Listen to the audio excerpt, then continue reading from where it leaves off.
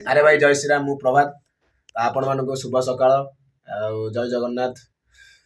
ତ ଏବେ କଣ କରିଛି ନା 3ଟା ରାତିରୁ ଉଠିକିରି ଯାଇକିରି ଦାଦାକୁ ଷ୍ଟେସନରେ ଛାଡ଼ିକିରି ଆସିଲି। କ'ଣ ପାଇଁ ନା ତାଙ୍କର ଟିକେଟ୍ କରିବେ, ପୁଣି ଚେନ୍ନାଇ ପଳେଇବେ। ତାଙ୍କର ପୂର୍ବ ବ୍ଲଗରେ ଆପଣମାନଙ୍କୁ ଦେଖେଇଥିଲି, ତାଙ୍କୁ ଯାଇକି ରିସିଭ୍ କରିଥିଲି ଷ୍ଟେସନରୁ। ଆଉ ତାଙ୍କର ଟିକେଟ୍ ପାଇଁ ଟ୍ରାଏ କରିବାକୁ ଯାଇଛନ୍ତି। ଟିକେଟ୍ କରିସାରିଲା ପରେ ସେମାନେ ପଳେଇବେ ତାଙ୍କ ଜାଗାରେ କର୍ମ ପାଇଁ ଆଗେଇ ପଳେଇବେ।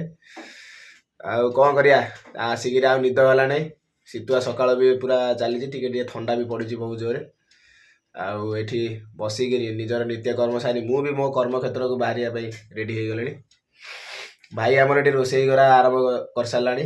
ସିଏ ବି ତାର 8ଟା ବେଳକୁ ପଳେଇବ ତା କର୍ମକ୍ଷେତ୍ରରେ। ଆଉ ଏଠି ମୁଁ ବସିଛି। ଆଉ ଭାଇକି ଟିକେ ଦେଖେଇ ଦେଉଛି କ'ଣ ସେ କରୁଛି, ଦେଖ।